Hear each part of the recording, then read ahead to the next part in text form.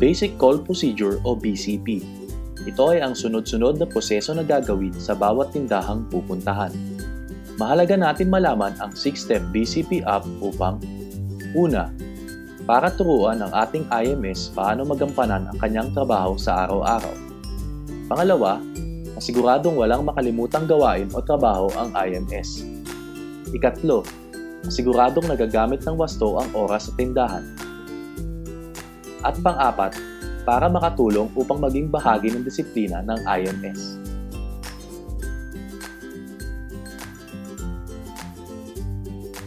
Ang role ng isang IMS ay BCP.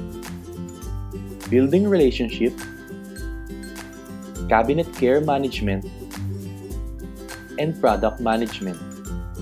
Ang mga steps ng BCP ay ang sumusunod.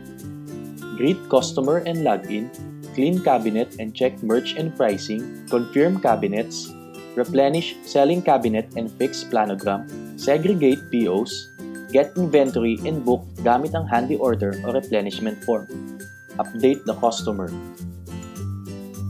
Ngayon, tignan na natin ang BCP app ng mas detalye. Bago umalis ng bahay at bago pumunta ng outlet, isulat ang mga outlets na nasa PJP para mapabilis ang pagrota. Ito ang mga bagay na kailangan dalhin. Replenishment form, SMR, rag, scraper, handy order, merch guidelines, box cutter, ballpen, pentel pen, attendance sheet, uniform at ID. Greet customer and login bago magsimula sa basic call procedure. Kamustahin muna ang store manager.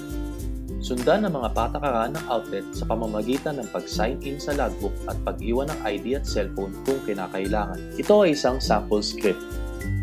Good morning sir. Si Juan nga pala po uli, IMS ng PCN, exclusive agency ng Selecta. Kamusta na po? Napanood niyo po ba yung laban ni Pacquiao at Bradley kahapon?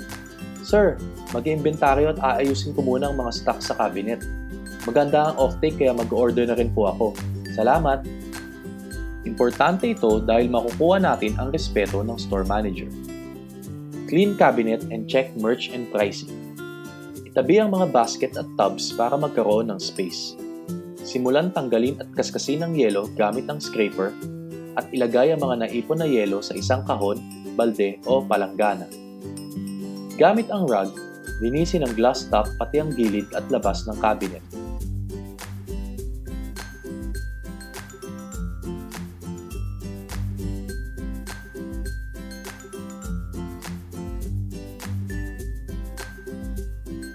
Tingnan kung tama ang pagkakalagay ng mga merch mats at kung tama ang mga presyo.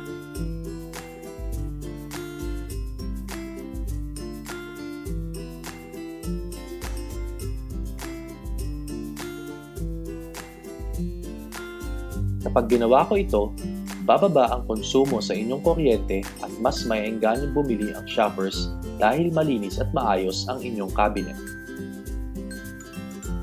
Confirm cabinets. May tatlong paraan sa pagko-confirm ng cabinet: stenciling,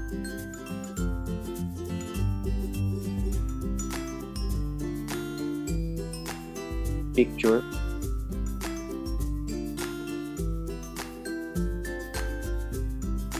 at barcode scanning.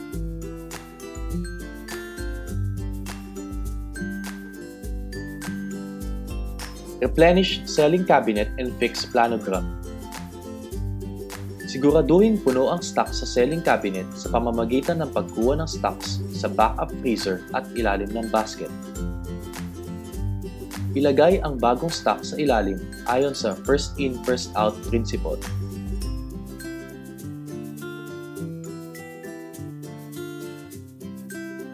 Ayusin ang stocks ayon sa mahal tumura planogram principle.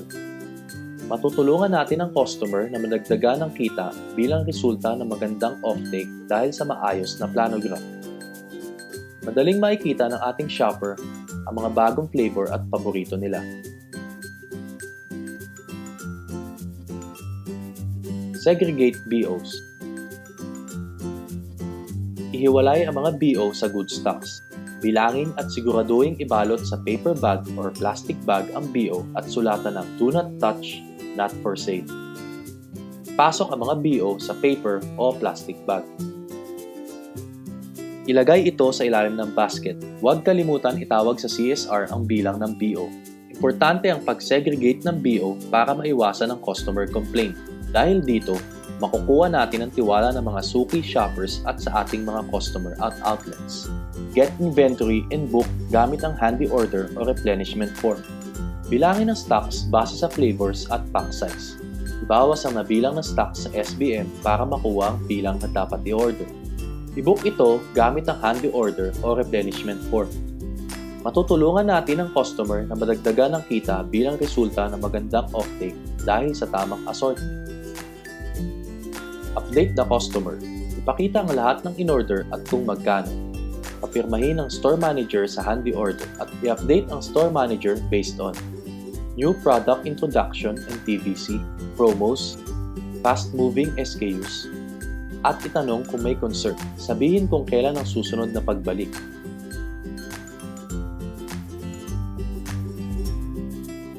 Pagkatapos ng rota, i-review ang mga sumusunod.